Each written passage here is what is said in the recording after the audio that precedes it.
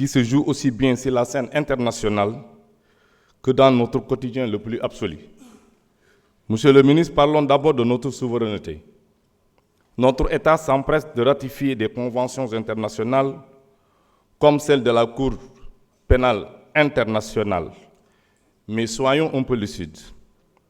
La CPI semble aujourd'hui taillée sur mesure pour cibler uniquement les Africains, pendant que les puissants de ce monde agissent en toute impunité.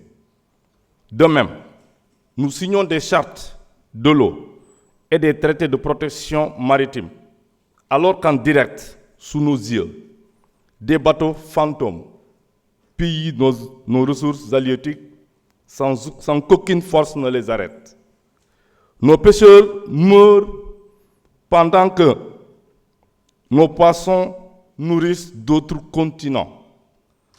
Monsieur le ministre, à quoi servent ces signatures si elles ne protègent ni notre économie ni notre dignité?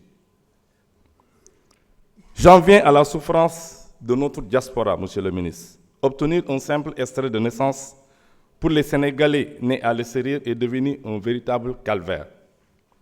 Ces compatriotes qui soutiennent l'économie nationale à coups de milliards sont humiliés par des lenteurs administratives au niveau de l'annexe 2 du ministère des Affaires étrangères et des Sénégalais de l'extérieur. Un document de base ne devrait pas être un parcours de combattant, monsieur le ministre. Qu'attendons-nous pour digitaliser et simplifier ces procédures? Enfin, monsieur le ministre, je termine par un cri de cœur urgent que je vous demande de transmettre fermement à votre collègue ministre des Forces armées.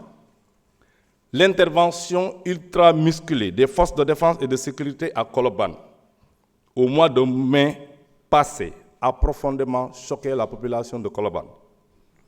Sur la base d'un simple bornage téléphonique, une technologie qui est loin d'être une science exacte, des FDS ont mené des raids tout le matin, traumatisants. Des pères de famille, des mères de famille, des jeunes de Colobane respectables ont été brutalement réveillés dans leur sommeil avec des armes braquées sur eux, sans aucun motif valable. Mon propre chauffeur a été arrêté, monsieur le ministre, arbitrairement. Si je n'étais pas à la Mecque au moment des faits, j'aurais probablement subi le même sort malgré mon immunité parlementaire. Monsieur le ministre, la sécurité ne doit pas se faire au détriment des droits humains et au respect des citoyens. Ces interventions aveugles, basées sur des ordres approximatifs, n'honorent pas nos FDS. Le Sénégal est un État de droit, pas une zone de non-droit où la terreur sert de méthode d'enquête. Il faut que cela cesse. Les jeunes Malamine 6 et son frère Alfousseni 6 doivent être libérés. Le premier que j'ai cité doit avoir un examen de master certainement au mois de juillet. Donc je demande leur libération immédiate. Je vous remercie.